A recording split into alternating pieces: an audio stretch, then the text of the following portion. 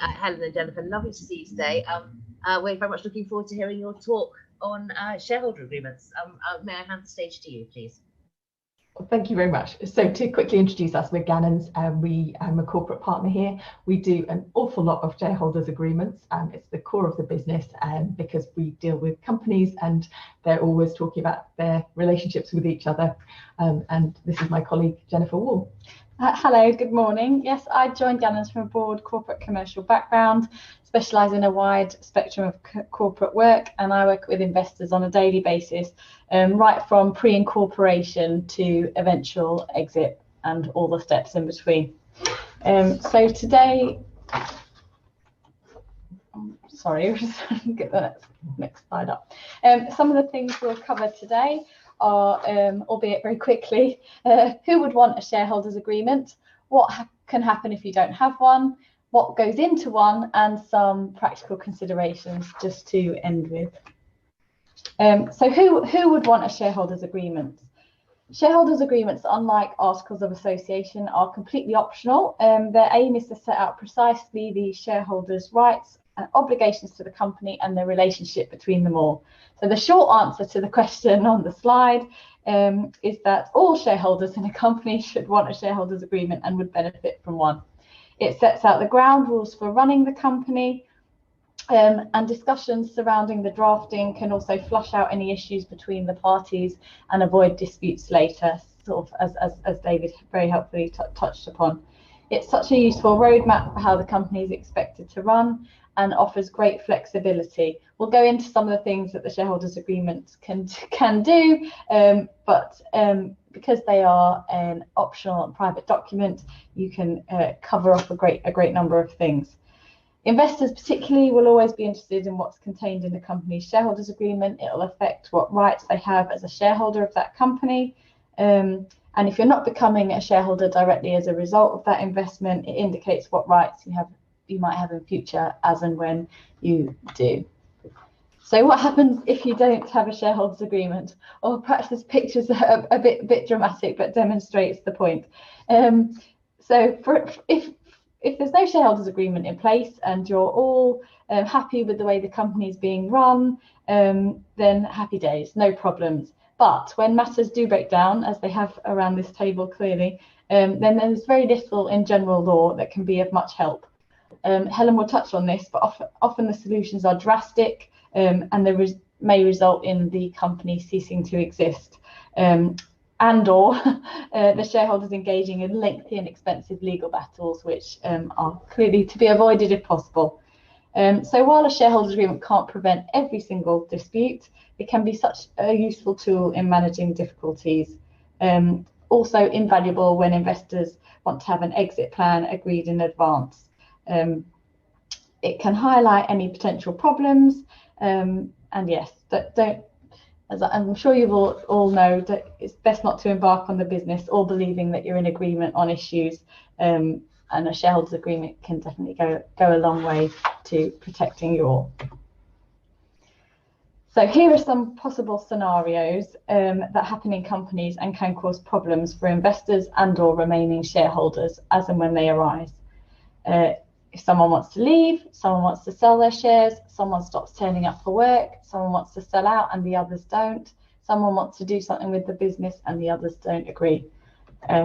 So the answer's on the screen, but essentially without a shareholders agreement in place, there is nothing that one can do to stop someone leaving, stop them working for a competitor, to force them to sell their shares, and so on, as you can see on screen there. Or any obligation of general fairness. And this again is where a shareholders agreement is so invaluable. You can cater for all these scenarios and more in the drafting. This means discussing them in advance, well before they arise, agreeing how they'll be dealt with, having a clear procedure and process to be followed as and when they do crop up. You might find that this avoids them happening altogether, but at least if they do then happen, you have a way of dealing with them and avoiding arguments. And why you want to avoid them so very much, Helen will touch on now. Yeah, so essentially, if you don't have a shareholders agreement, it's not as though there's nothing controlling the rules around the company. As anyone who's incorporated a company at Companies House for their £13 will know, the company automatically gets assigned the model articles. Those will govern the behaviour of the company, and they will backed up by statute. So there are provisions in place for the way that the company has to operate, but they don't necessarily match how investors actually, or particularly minority shareholders, which investors typically are, how they actually want the company to proceed. So that means that if the articles aren't satisfactory, then it's the very expensive routes that are listed here. They're high court claims, meaning that the costs even to bring the claim are quite high. They lengthy and usually quite unpleasant for all parties. In terms of the articles that you do have, they are still helpful. They will control things such as preemption, meaning that you can't just be diluted out of existence, but they won't necessarily cover the way that you want the company to proceed fully. One point to note about the articles is they are statutory protections. They're required by statute, meaning that if there is a breach of the articles, the consequence is likely that the provision is invalid. So if, for example, a transfer of shares happens in breach of the articles, then that would likely be deemed to be an invalid transfer. Whereas if there was a breach of the transfer provisions in a shareholders agreement, the consequence would likely be that there would be a claim for damages by the person who'd suffered a loss because of that transfer that wasn't in accordance with the private contract. So of all these rights that exist in law, by far the most common is an unfair prejudice claim. So the reason being that a minority shareholder can say that they are being unfairly prejudiced by the majority, usually because the majority can appoint the directors to the board, which controls the day-to-day business and then runs the business essentially to the benefit of those majority shareholders, not necessarily taking into account the minority shareholders. So in terms of looking at the different claims, in reality, the derivative claims are incredibly hard to bring and a very high threshold. So the starting point is usually the unfair prejudice claim, or if there's two equal shareholders, you might be looking at the just and equitable winding up, but just as a rule of thumb. Okay, so now we'll move on to what can go into a shareholders agreement. So as previously explained, shareholders agreements are very flexible and can be tailored to suit the exact needs of the company and the parties. Commonly, things that they'll cover include administrative matters, information rights, what contributions are required from the shareholders, restrictive covenants, veto rights, transfers of shares, deadlock provisions, but there are many, many more things. This is just a sort of snapshot of things that we're going to cover in this short presentation. Shareholders agreements can be as long, as short, as complex, or as simple as the parties require, and reflect all the differing needs, interests, concerns, and risks. If they're well drafted and you get good advice and have some good discussions that surround them. So administrative matters. Within the shareholders agreement, you might want to consider settling some administrative matters, things such as appointing accountants, deciding on which bank will be used, if there's to be a company secretary, how they'll be appointed, setting rules about who can control the board and how often they meet is also a common administrative matter that's dealt with and provides a degree of control when it comes to day-to-day decision making. You can also set rules on how many directors need to be present to form a quorum for a meeting. So that's how many directors there need to be for the meeting to be validly held. And this could, for example, include a requirement to have one investor director. Usually that would be one appointed by each individual investor or investor type to enable the meeting to proceed and ensure that investors' needs are represented. Board observer rights, which are one of the bullet points on the slide there, typically give observers the right to be present and participate during board meetings and report back on relevant happenings to other members of their investment team. Observers don't have voting rights, but still it's a very valuable role. Information rights, another key point. As an investor, getting regular information about the company will be key. Under the Companies Act, shareholders do have by default some limited rights to to information about the day-to-day running of the company, for example, the annual accounts. But it doesn't go a great deal further than that. You don't have the rights, for example, to see monthly management accounts, but this again is where the shareholders agreement comes in.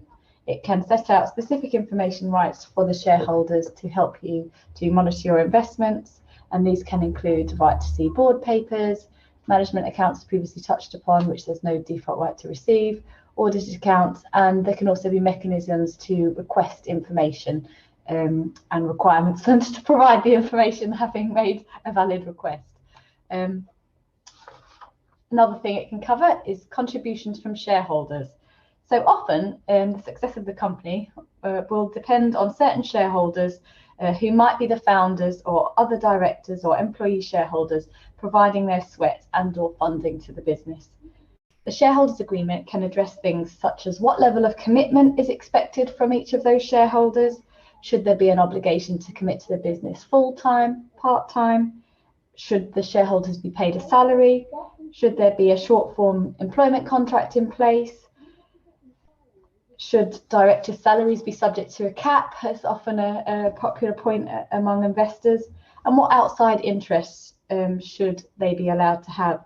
This brings us nicely onto the next slide, which is about restrictive covenants.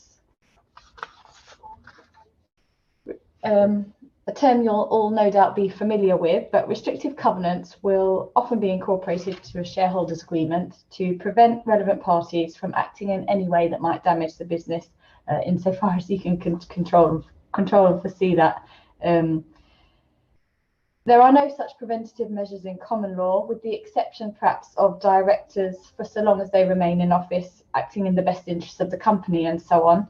And you might justifiably be concerned that a key employee or departing director could set up a competing business and draw away your valuable clients, employees and suppliers, thereby damaging and devaluing the business. The shareholders agreement can deal with what restrictive covenants the parties should be subject to after ceasing, during their employment, but after ceasing to be employees, directors and or shareholders. For example, engaging in any competing business and poaching of the listed parties, their staff, suppliers, clients, potential clients, and or not dealing with certain restricted parties, as well as how long those restrictions will last. And this brings us on to the next slide, which is about enforceability. So the very general rule about the enforceability of restrictive covenants is to be enforceable, you'll need to be able to prove that they are reasonable.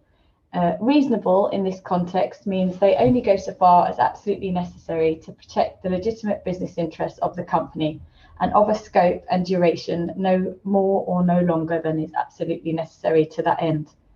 All of these factors, unfortunately there's no hard and fast rules, are business and industry specific, and the shareholders agreement can be tailored to suit and to ensure that the covenants provide real protection and not just a false sense of security. Thank you. So veto rights, reserved matters, shareholder consent matters. This slide is about the step in that minority shareholders often want to see in a shareholders agreement. The starting principle is that the majority rules. So in general, the majority appoint the directors. The majority will be able to make most decisions at shareholder level, apart from a few, I'm sure you're familiar with, special resolutions. But the key point is the majority can appoint a director. If the director then controls the day-to-day running of the business. Now, if you're an investor and you're coming in and investing £100,000, you don't want the founder to engage one of their friends on the following day with a salary of £100,000, but that's using all your investment in a direction that maybe wasn't what you'd intended. So as a minimum, I always suggest that you have at least a veto right over what the spending is of that initial investment, so you can make sure that it's headed in the direction you're looking for. It can become overbroad, the list of veto rights. I mean, I've listed some of the key matters here in the slide of things that you may want to have discussions around as to what level of veto the minority shareholder should have.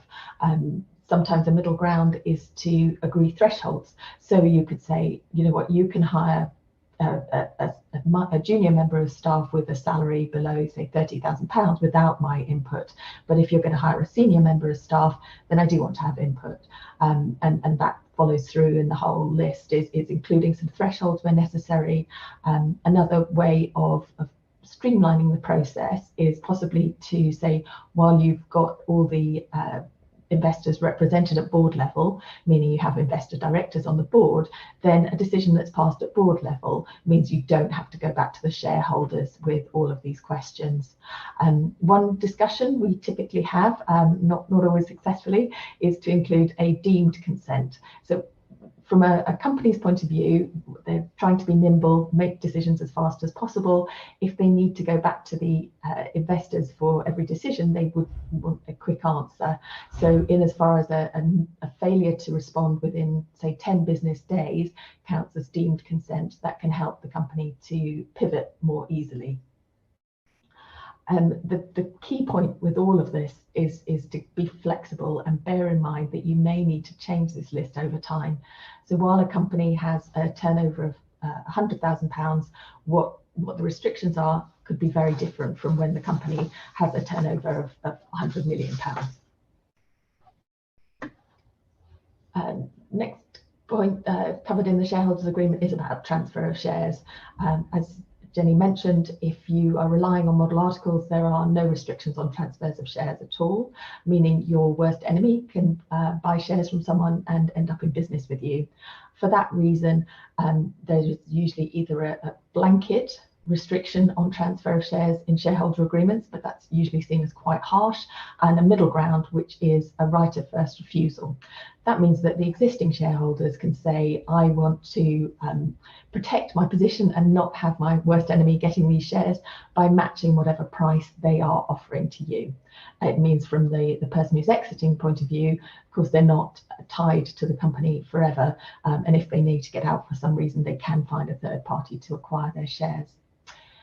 There's often an exception for transfers to family members or family trusts within the shareholders agreement or articles, meaning that you don't need to go through those rights of first refusal in those circumstances. Then on to, I would say, the provision that is most often looked at after the event, which is the compulsory transfer provisions, and particularly good and bad leavers provisions. The reason being that if you have a shareholder who is also an employee, the company may think they don't want that ex-employee, ex-director, ex-founder to retain their shareholding in the company. That means that there needs to be some forced transfer provision in the documentation which allows the company the right, but not the obligation, to buy those shares going forward, or other shareholders usually have the second dibs on buying those shares from a leaver. They are areas of quite lengthy discussion. Obviously, if you're a founder and you put a lot of time into a business, if you're suddenly leaving because you're moving to another country, you may think it seems unfair to have to transfer all of your shares. So there is flexibility in discussions whereby some shares are sometimes kept by a founder, being a percentage of what they start off with, or if they're in a very strong position, they may be able to keep all of their shares. But bear in mind that that doesn't necessarily leave the company in a great position going forward if there is an ex-founder who hasn't who's left the business but still holds the majority of the shares. Why it matters in terms of thinking through the leaver provisions as well is the investors are coming in with cash on a basis for this is their investment into the business. The investment of the employees is time, and so if you're sort of starting from that position, you're aware that if the employee hasn't put in the time, then it makes sense for their shares to be transferred in accordance with the time. And that's why you often see a sliding scale of what's being paid for the shares, which leads us to how are those shares valued, and that's where you will often see lengthy provisions in the shareholders agreement. You need to consider the factors in this slide. So usually the wording set out is first step is the parties try and agree a value between themselves. If they can't agree, it goes to an independent expert that they agree on the identity of.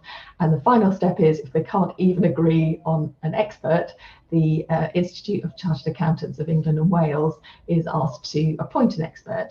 The downside of that is, within the last 12 months, the fee for appointing an expert has risen from a few £100s to £5,000. And obviously, once an expert's been appointed, they also have less restriction, shall we say, on the fees that they charge. So it can turn into quite an expensive process. And it may be that there's another way of thinking through the valuation, either pre-agreeing who that independent expert is in the documentation, or working out who bears the cost based on how close it is to an original offer, and whether that means that one party who should have accepted an original offer bears the cost of more of the cost of the independent expert. Thank you, Helen. So on that general subject of exit and ways out, the next couple of slides talk about drag and tag. They're probably quite familiar terms, but in short, a drag along right allows a majority shareholder, so that's one usually holding more than 50%, but as set out on the slides, the percentage can be negotiated, to force the remaining minority shareholders to accept an offer from a third party to purchase the whole of the company generally. The majority, who is dragging the other shareholders, must offer the minority shareholders the same price, terms and conditions that that majority shareholder has been offered from the buyer. The aim of drag along rights is to provide liquidity, flexibility and an easy exit route, relatively speaking, for the majority shareholder, as most buyers will want 100% control over the business and rarely agree to allow minority shareholders to retain their minority share. It would be difficult then for a majority shareholder to accept any offer from a buyer if those minority shareholders were uncooperative or could potentially block a sale. Although drag along rights are heavily favoured towards majority shareholders by preventing them being effectively locked in to the company, these clauses can also ensure that minority shareholders are treated the same as majority shareholders. So they can be, in the interest of both parties. Particularly venture capital investors and angel investor shareholders might require that drag along provisions in shareholders agreements are conditional and limited and subject to certain exceptions. One example might be that there be no drag along below a certain price, and they might also want to carve out the giving of any warranties and indemnities in the event that they are the one being dragged along into the sale. So moving next to tag along rights, which are the inverse of drag along rights. Tag along rights are also commonly known as co-sale rights. Here, when a majority shareholder, and again percentages can be negotiated, sells their shares, a tag along right will enable the minority shareholders to participate in the sale, again for the same price and on the same terms for their shares. The minority shareholder therefore tags along with the majority shareholder's sale. These types of rights are usually worded to state that if the tag-along procedures aren't followed, then any attempt to buy the shares in the company will be invalid and won't be registered. So they are a powerful tool. Tag-along rights clauses are designed to protect minority shareholders from being left behind when a majority shareholder decides to sell their shares. If a minority shareholder held 10% of the shares in the company, it would be very difficult to sell, as most buyers would want 100% of that company. This puts minority shareholders potentially at risk of being forced to sell their shares at a price substantially much lower, or has one which has no relationship to the actual value of the company. And without the tag-along rights, minority shareholders could find that they hold unsaleable or significantly devalued shares. And next, we'll move on to the subject of deadlock and deadlock provisions. So here we have a question on the slide. So Sean and Connery, they're directors and 50-50 shareholders of a company, and they just cannot seem to agree on anything. Without a shareholders agreement, Sean and Connery would have to resort to the expensive, complex and time-consuming legal remedies discussed by Helen earlier on in this presentation. However, these can be avoided with well-drafted deadlock provisions in a shareholders agreement.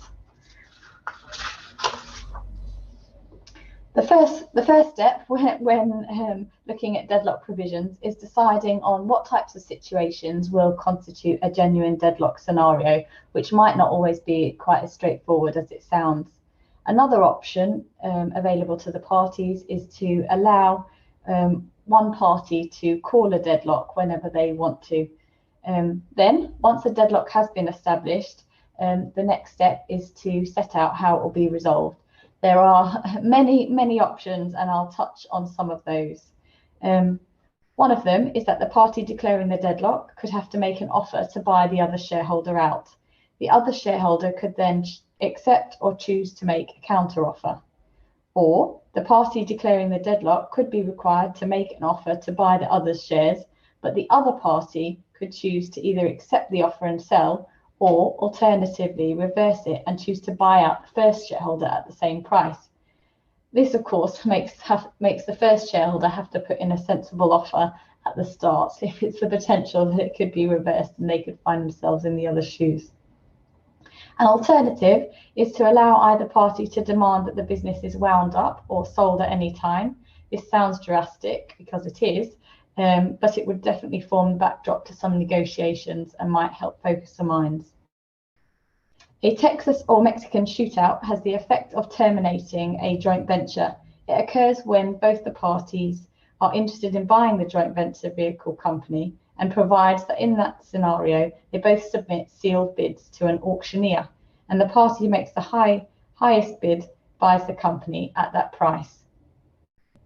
Russian roulette is where a party can serve notice on the other, offering to either buy the other's shares or to sell its own shares to the other party at a specified price. Essentially, this is a bidding war. Mediation and arbitration are always sensible alternatives to the High Court wherever there's deadlock, and you can include lengthy provisions to that effect in the shareholders agreement also. Finally then, some practical considerations to end the presentation. So once you've decided that a shareholders agreement is a sensible idea and a wise investment to protect your investment, where do you go from here? Well, we would suggest the first step is to agree on a solicitor who understands your needs and objectives and can provide a balanced document which reflects them and addresses the concerns raised. It will be important to decide who that solicitor is acting for, whether it's the company or an individual shareholder, and who will be paying their bill, as this will influence the advice that they're able to give. It might be sensible to instruct your own independent solicitor if the solicitor drafting the agreement is acting for the company, who can represent your own interests. And it might not be unreasonable, we'd suggest, to potentially ask the party that's in need of your investment, if you're an investor, for example, to contribute towards some of those legal fees on the basis that they need your buy-in, and you need the legal advice to ensure that your investment's protected. Of course, that will be something that will be negotiated. Secondly, which is something that David very helpfully touched upon, agreeing some detailed heads of terms which really get to the nitty-gritty of everybody's objectives can really save a lot of time in negotiations by ironing out preliminary issues at the start, which will help ensure that the drafting's right first time round and minimise rounds of drafting and negotiation and so on. Heads of terms provide a framework on which the shareholders agreement will be based, and is a really useful talking point in focusing everyone's minds when considering joining ranks, ironing out some of those potential misunderstandings or difference of opinion right from the outset. Thirdly, whilst we have explained all the things that a shareholders agreement can do and all the possibilities that there are, it's best where possible not to overcomplicate matters, because an agreement that is easy to understand and that everyone can follow when they need to is always far more effective than one that's the contrary of those. This will also help the final point we have there, which is to get it finished. There is not much good in a shareholders agreement that has been painstakingly drafted but was never finalised and executed, as unfortunately some of our clients have learned from bitter experience. So get it drafted, get it agreed, get it signed by everybody, then you can all rely on it and hopefully sleep a bit easier. Finally, if there are any questions which you would like Helen and I to answer, please do go ahead. We have also put our contact details there if you would prefer to send us an email, and the telephone number. Would be delighted to hear from you. That's it. Thank you.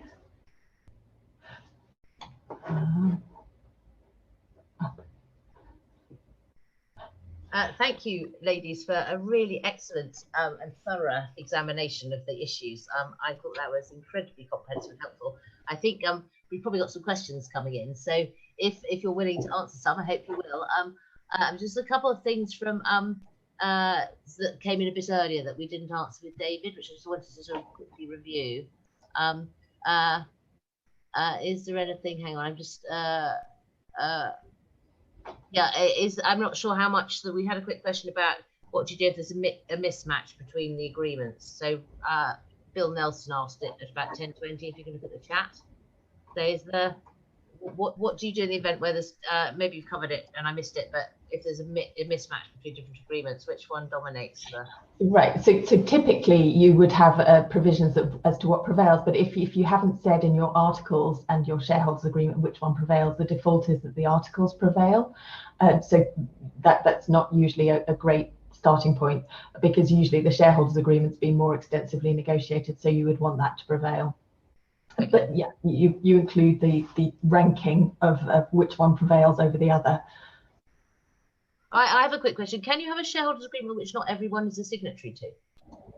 Yeah, because it's a private agreement. The problem being, of course, that it doesn't bind anyone who's not party to it. And we've often had that. And then an investor comes along and they're not happy because not everyone signed up to the agreement, so they don't think it's worth the sort of paper it's written on. But yes, theoretically, only the parties that sign it are bound, which is why there's always a deed of adherence clause in there, which is saying that no shares can be issued in the future unless somebody's willing to sign up to the shareholders agreement. So that's the way to protect against future people signing up. The problem is if you've, which we've got at the moment, where a founder has issued a few shares to a lot of individuals in the company in the very early stages, they're now agreeing an investment agreement with the investor, but the small shareholders are sort of saying, well, what's in it for me to sign up here?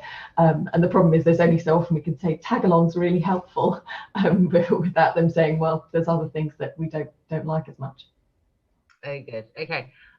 Tim is asking, sorry, Timothy, if the shareholder agreement prevails, when would you ever need to look at the articles? That's a good question. Often we would put different things in the articles and shareholders agreement. So because of the remedy I mentioned, which is that the articles, things in the articles that shouldn't be done, sort of breaches of the articles are invalid. So that means things like the transfer restrictions would be put in the articles. So that's when you would look at it. But yes, to be honest, a lot of people who are on a very tight budget will go with model articles and then have a provision in their shareholders agreement that the shareholder agreement prevails, meaning that that's typically what people look at. Good, and okay. The other reason you need a shareholders agreement if you have more than one class of shares. That's where you can't just rely on the model articles as well. Okay, thank you very much indeed. Julian's asking, what is the biggest, most common mistake that people make in their agreements? That's a fantastic question, Julian. Ooh, maybe not signing it. Yeah, not signing it, not doing one, not talking about it early enough, leaving discussions too much to the last minute, and then finding they're at loggerheads with fundamental things. Yeah. I think, and some founders will make mistakes of not protecting their position enough, so not giving themselves an entrenched director right because they think they will always have over 50% of the company, and then further down the line they don't, and suddenly they're not entitled to be a director or appoint a director anymore. Do you have any experience of people sort of rewriting shareholder, even though it's the same bunch of shareholders, they actually rewrite their shareholders agreement 2 years later because actually life has changed? Not as often as they should, I think, is the answer. Typically it's when a new investor comes in who's got their own preferred form where they'll start again with a new investment agreement. But sometimes if a founder is really unhappy with for example, it's usually how the veto rights are working, or they're saying, actually, these lever provisions are too onerous. I'm going to be left with no shares, and I'm doing all this work in the company, and that's not fair. Okay. So when you've what if you, because it's contract law for shareholders agreements, isn't it? So what happens if one person signs it and it's not signed, but everyone does operate it as if it was working? How does, because I certainly that's something I've always been confused about, is sort of, is it a sort of, I'm not sure, is it common law where this is where I'm showing my ignorance, where if you both parties can be shown to have acted under the agreement, it's deemed signed, or is that not right?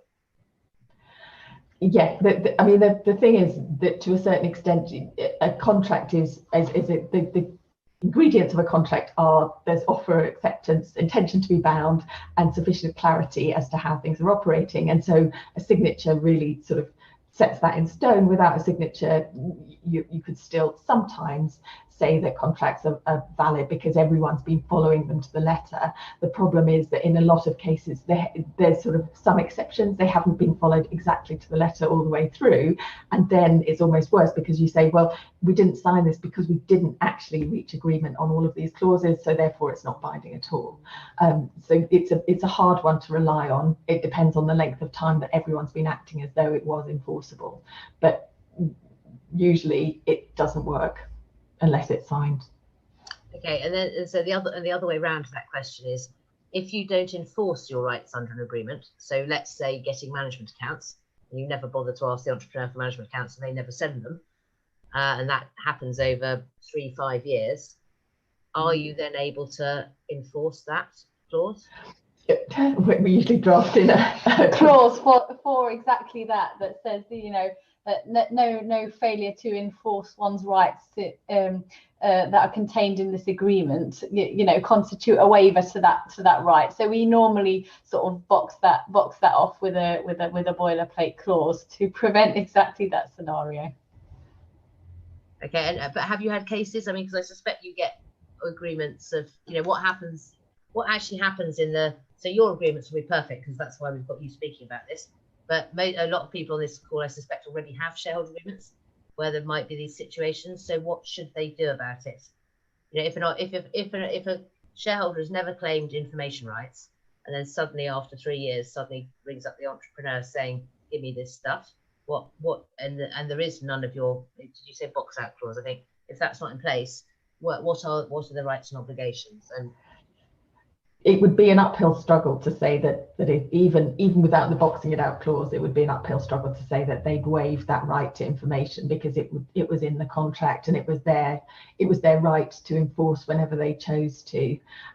So unfortunately, the founder, after 3 years of not having to provide the information, that requirement would kick in. Okay, all right. So that's important, because I've certainly seen that happen. And with that sort of I'll hopefully call that what should be a minor breach.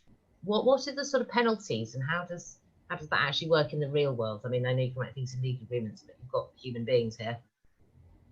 What with the breach of a shareholders agreement? Yeah.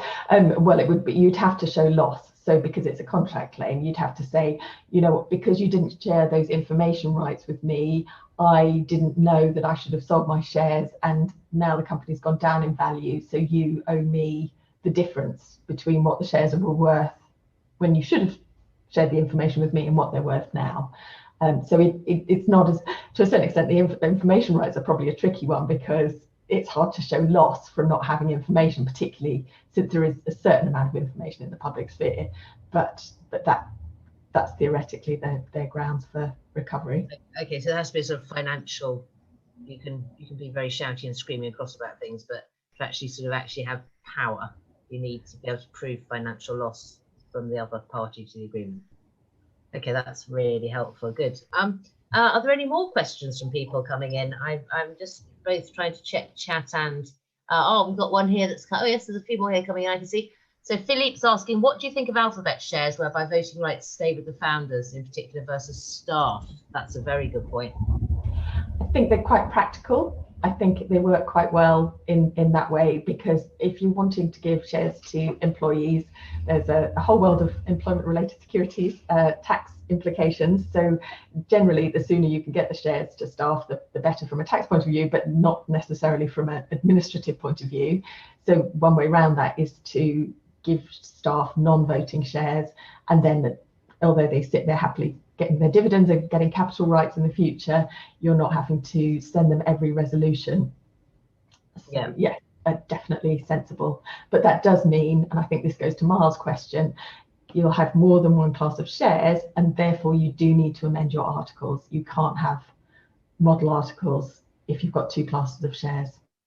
Yeah, okay, good. Because there was an earlier question about do you always have to change the articles, or I think, you know, but my instinct is you probably nearly always have to change the articles, don't you, if you're having a shareholders agreement? That should be the default, as you assume you will. Good. Okay. Right. Is there anything else? What do you either of you have any? Well, you're lawyers, so I know you have to be terribly discreet. But do you have any? It's a war stories, really good war stories, which might make a point. You know. I think. I mean, quite a lot of companies. The veto rights actually, I think, can be quite a big area of concern, and it can get so complicated that you almost need a Venn diagram to say this decision needs this class of investors and these particular shareholders to approve it, and this needs this particular class, and that can get so complicated that the company just doesn't know who they're asking for consent from, and then they're trying to get the consent, so they're slowing down their processes, and that's where that schedule of reserved matters, veto rights, whatever you call it, is really important. And do you find does it mainly cause delay, or does it actually get vicious?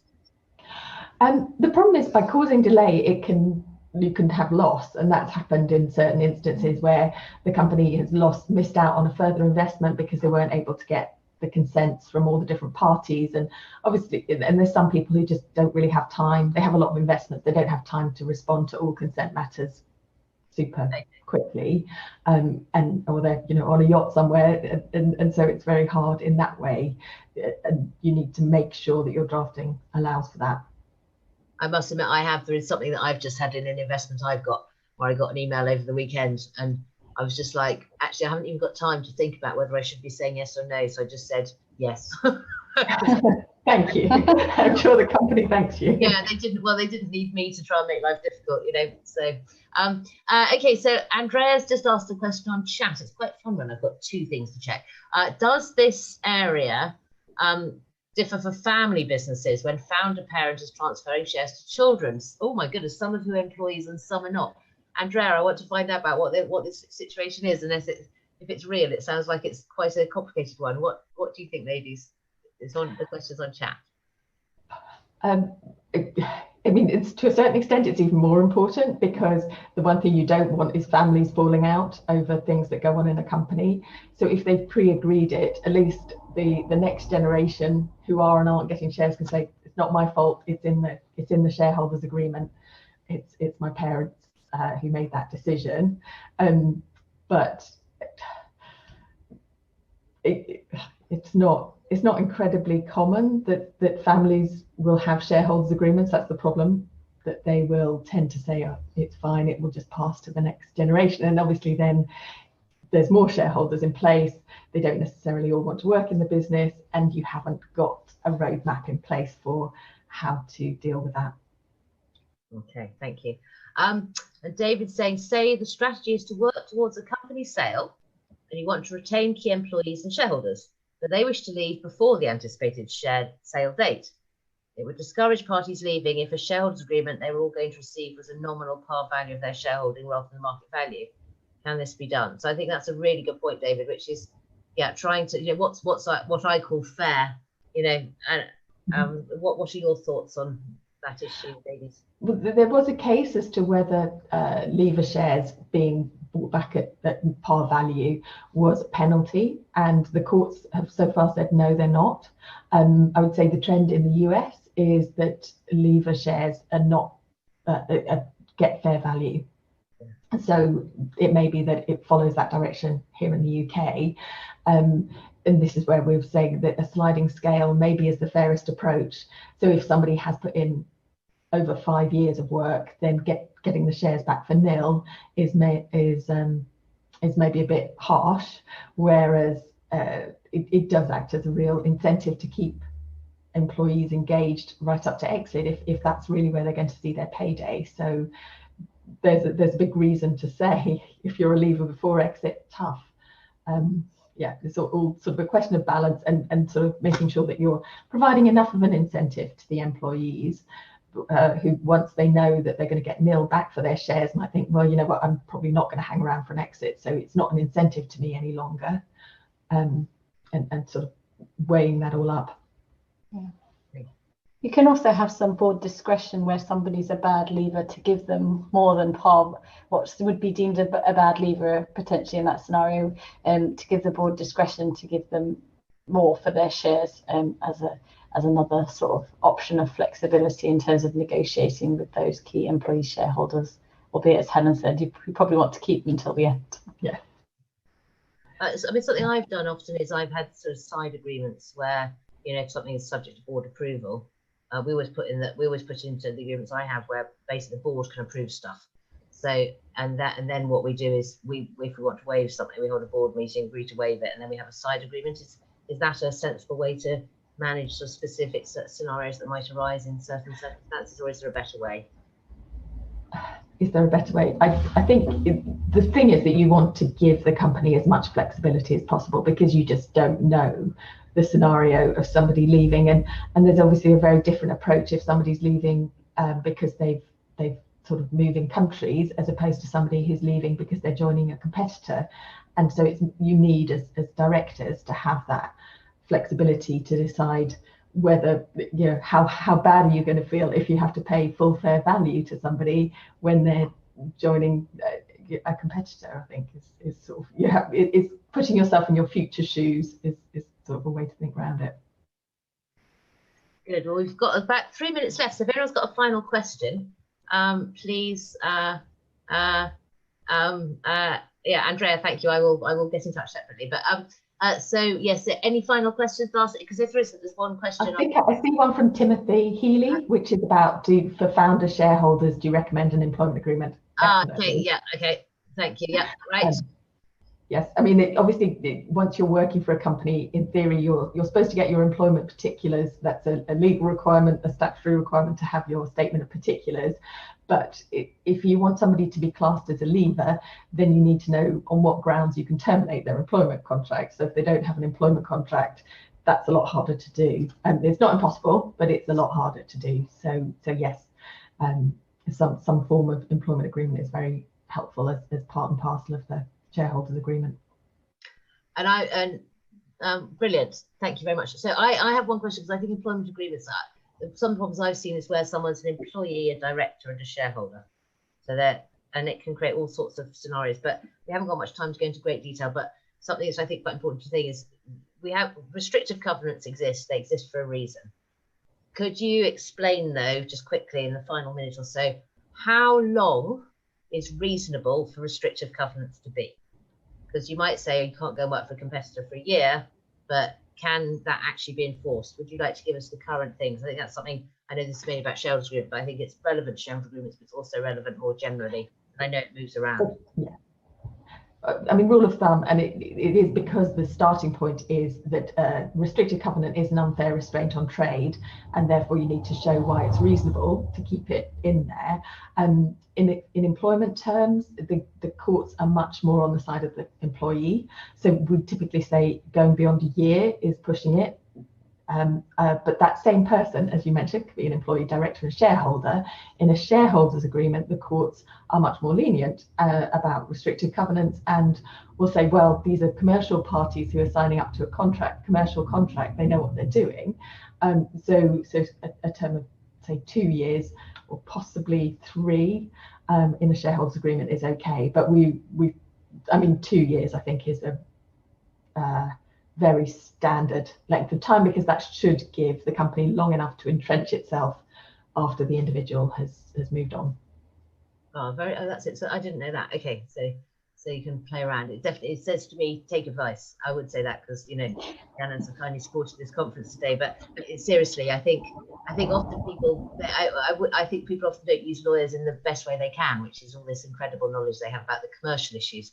They tend to think lawyers are just about bits of legalese, but actually your knowledge is usually it's about how you resolve real world situations, isn't